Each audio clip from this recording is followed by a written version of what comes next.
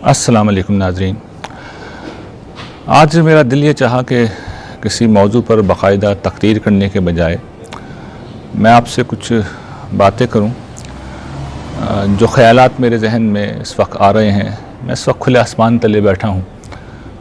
درخت ارد گرد ہیں، پرندے چہچہا رہے ہیں، گرچہ انسانوں کا شور بھی ہے، چیخ و پکار، انسانی آلودگی جسے میں کہتا ہوں، ان کی گاڑیوں کی آوازیں، ان کی اسکوٹروں کی آوازیں، یہ سب چیزیں اپنی جگہ ہیں، لیکن انسانوں کے اس شور کے باوجود ہمیں کائنات کی اس خاموشی میں جو پیغام چھپا ہے اس کو بھی ڈسکور کرنا چاہیے۔ میں نے اس پیغام کو کس طرح ڈسکور کیا ہے وہ میں آج آپ کے سامنے شیئر کروں گا۔ دیکھیے، 3 چیزیں ہیں جو میں محسوس کرتا ہوں کہ یہ کائنات ہمیں سکھاتی ہے۔ پہلی چیز، ہمارا اور ہمارے رب کا تعلق کیا ہے۔ کائنات یہ بتاتی ہے کہ یہ پوری کائنات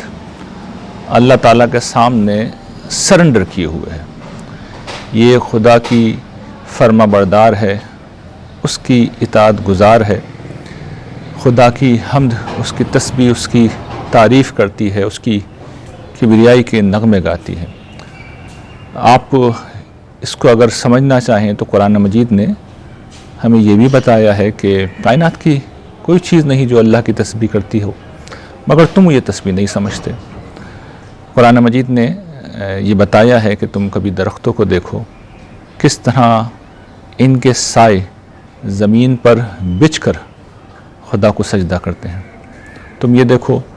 کہ یہ پہاڑ جب کھڑے ہوئے ہیں تو آپ کو بھی غور کیجئے، یہ گویا کہ حالت قیام میں خدا کی کبریائی بیان کر رہے ہیں۔ اور یہ جو آسمان کی چھت ہے، اس کو آپ دیکھیے تو آپ کو پتہ ہی چلے گا کہ گویا کہ یہ رکوع میں جھکا ہوا ہے، اور اللہ تعالیٰ کی عظمت کے احساس سے یہ خدا کے سامنے جھک چکا ہے۔ تو یہ کائنات کا سبق ہے،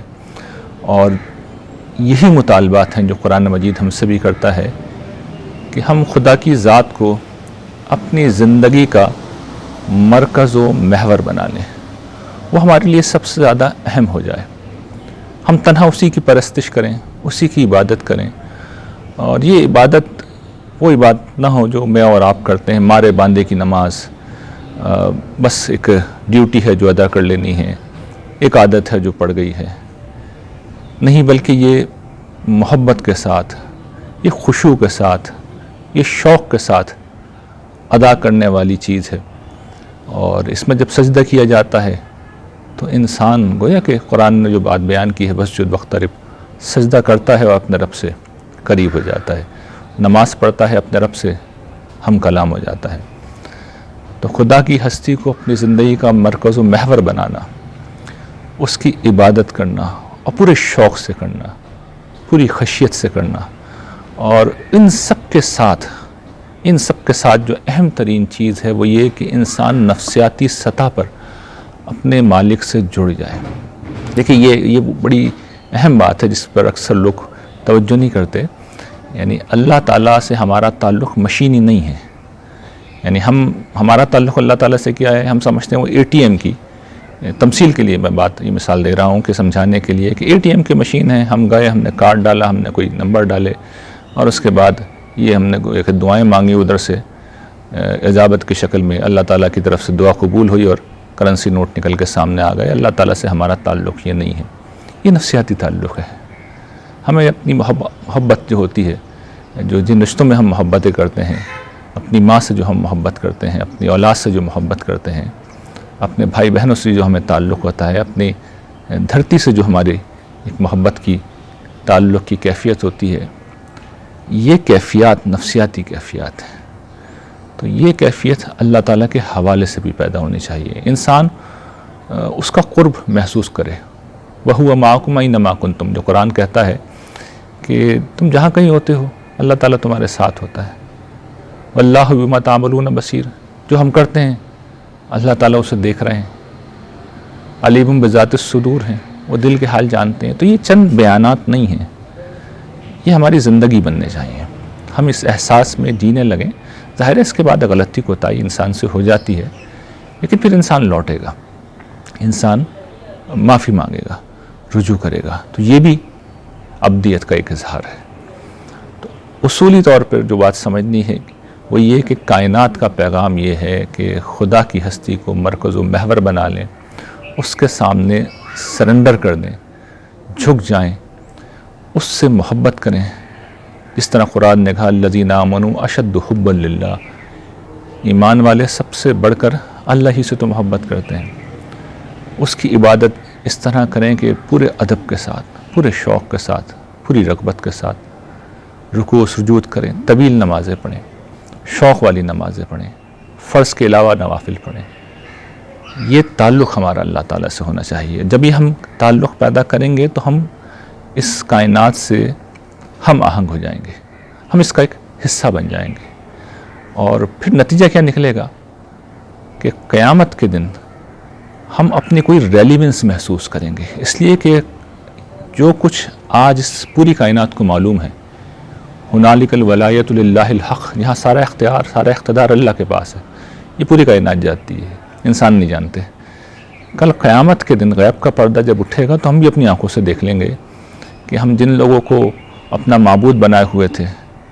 جن شخصیات کو ہم مرکز و محور بنائے ہوئے تھے، جن کے پیچھے ہم لگے ہوئے تھے، کچھ بھی نہیں ہے، اللہ کی ہستی ہی اصل ہستی ہے۔ تو قیامت کے دن پردہ اٹھے گا، یہ سب پہ واضح ہو جائے گا۔ لیکن مومن وہ ہے جو غیب میں رہتے ہوئے آج ہی اس حقیقت کو دریافت کر لے، یہ پہلی چیز ہے۔ دوسری چیز جو اس کائنات کے مطالعے سے ہمیں معلوم ہوتی ہے وہ یہ کہ کائنات کی ہر چیز نفع بخش ہے۔ آپ درختوں کو دیکھ لیں، سب سے بڑی اس کی اگزامپل ہیں کاربن ڈائی آکسائڈ، جو ہمارے لیے نقصان دہ ہے، اسے جذب کرتے ہیں اور ہمیں آکسیجن دیتے ہیں، ہمیں پھل دیتے ہیں، ہمیں سایہ دیتے ہیں۔ یہ فضا دیکھ لیجئے، یہ بادل دیکھ لیجئے، یہ فضا ہے جو ہمیں آکسیجن دیتی ہے، ہماری زندگی کی ضامن ہے۔ بادل پانی برساتے ہیں، بلکہ ایک عجیب و غریب ٹرانسپورٹیشن کا نظام ہے پانی کی ترسیل کا۔ آپ سورج کو دیکھ لیجئے، زندگی کی ساری حرارت سورج سے ہمیں مل رہی ہے۔ آپ اس کائنات میں جس سمت نظر ڈالیں گے آپ دیکھیں گے کائنات کی ہر شے نفع بخش ہے۔ بظاہر اگر کسی چیز کا کوئی نقصان ہے تب بھی تحقیق جب کرتے ہیں، جب انکشاف کی سطح پہ ہم آتے ہیں، جب معلومات بڑھتی ہیں،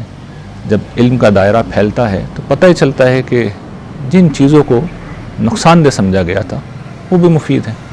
جو بظاہر نقصان پہنچانی تھی ان کے پیچھے بھی کوئی نہ کوئی حکمت تھی۔ تو نفع بخشی اس کائنات کا اصول ہے، نفع بخشی ہی ہمارے لیے دوسرا پیغام ہے جو اس کائنات میں پنہا ہے، جو اپنی خاموش آواز میں یہ کائنات ہمیں سنا رہی ہے کہ تم بھی نفع بخش بن جاؤ۔ دیکھیے ہم صرف فائدہ لینے کی سوچتے ہیں، دوسروں سے کچھ فائدہ مل جائے، کچھ حاصل کرنے۔ ٹھیک ہے، ہماری اپنی ضروریات ہوتی ہیں، ہماری اپنی احتیاج ہیں، ہم مجبور ہیں کہ دوسروں سے تعاون لیں، لیکن ساتھ میں جو دوسروں کو دے سکتے ہیں وہ ہمیں ضرور دینا چاہیے۔ اور اس کے لیے اگر کوئی مشکل بھی جھیلنے پڑے، ظاہر ہے کہ جس وقت آپ دوسروں کی مدد کریں گے تو کوئی نہ کوئی ایفرٹ آپ کو کرنی پڑے گی، زبان ہلانی پڑے گی، آپ کو خود ہلنا پڑے گا، آپ کو جیب خالی کرنی پڑے گی، آپ کو حرکت کرنی پڑے گی، آپ کو مشقت اٹھانی پڑے گی۔ لیکن جب آپ یہ کریں گے تو آپ اس کائنات میں بھی اپنی ریلیونس پیدا کر لیں گے، اور آنے والی دنیا میں جب قیامت کے دن آپ اللہ کے حضور پیش ہوں گے تو آپ یہ دیکھیں گے کہ باعتبار اجر جو لوگ سب سے زیادہ آگے ہیں وہ تو یا تو وہ لوگ ہیں جن کا ذکر ہم نے پہلے کیا، جنہوں نے خدا کو مرکز و محور بنایا، یا وہ لوگ ہیں جو خدا کی مخلوق کے لیے نفع بخش رہے۔ تو یہ دوسرا سبق ہے جو اس کائنات سے ہمیں ملتا ہے۔ اور تیسرا سبق اس کائنات کا کیا ہے کہ اچھے برے جو بھی فیصلے، یعنی ان کے لحاظ سے جو بھی فیصلے ہوں اس میں وہ سرنڈر کریں۔ تو صبر کرنا اور شکر گزاری، یعنی جو مصائب پیش آ رہے ہیں ان کو خندہ پیشانی سے برداشت کیا جائے،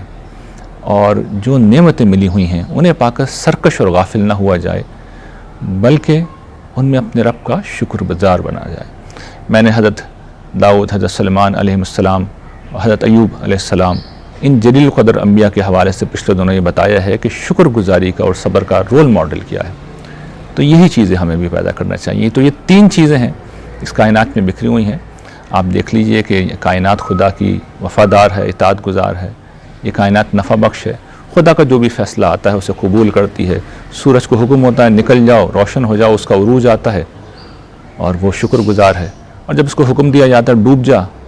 تاریکی کے ہاتھوں شکست کھا جا، وہ شکست کھا جاتا ہے۔ تو کائنات کی ہر چیز، ہر شے اسی اصول پہ چل رہی ہے کہ جو اچھے اس کے حالات ہیں، جب اس کا عروج ہے تب بھی وہ فرما بردار ہے، جب اس کا زوال ہے تب بھی وہ فرما بردار ہے۔ تو یہ صبر کا ماڈل، یہ شکر کا ماڈل کائنات میں ہے، اطاعت کا ماڈل، سرنڈر کرنے کا ماڈل کائنات میں ہے، نفع بخش ہونے کا ماڈل کائنات میں ہے۔ اور جب ہم ان ماڈلز کو، ان تینوں چیزوں کو اختیار کریں گے تو پھر جو میں بات عرض کر رہا ہوں کہ قیامت کے دن بھی ہم ریلیونس محسوس کریں گے، یعنی کیونکہ وہاں ہوگا یہ کہ ان تین چیزوں کے اندر جن لوگوں نے اپنی زندگی گزاری ہے، ان تین چیزوں کے ساتھ اپنی زندگی گزاری ہے، وہ آخرت میں درجات میں سب سے آگے ہوں گے، سب سے آگے ہوں گے۔ اول تو نجات ہی انہیں ملے گی، اور اگر کچھ اور لوگ بھی اللہ تعالیٰ کی رحمت کی وجہ سے بخشش ان کو ملی تو ایسے لوگوں سے بہت پیچھے ہوں گے۔ جنت کی ایلیٹ کلاس، جنت کی حکمران کلاس اصل میں انہی لوگوں پہ مشتمل ہوگی جو تنہا خدا کی ہستی کو محور و مرکز بنا کر اس کی پرستش، اس کی عبادت شوق اور رغبت کے ساتھ کریں، خدا کی مخلوق کے لیے نفع بخش بنیں، اور اچھے برے حالات میں وہ صبر برداشت سے کام لیں۔ تو انسانوں کے اس شور و غل میں، انسانوں کی ان آوازوں میں، کائنات میں یہ جو خاموش پکار ہے، پرندوں کی آوازوں کی شکل میں، درختوں کی نظاروں کی شکل میں، فضا میں چلنے والی ہواؤں کی شکل میں، ان کے میسج کو میں نے چاہا کہ آج آپ کے ساتھ شیئر کروں، کیونکہ جس شخص نے اس سہ نکاتی میسج کو پا لیا، قیامت کے دن وہی شخص اصل نجات پائے گا، وہی بلندی درجات پائے گا، اور وہی اپنے آپ کو کسی درجے میں ریلیونٹ محسوس کرے گا، باقی ہر شخص irrelevant ہو جائے گا۔ وآخر دعوانا ان الحمد للہ رب العالمین۔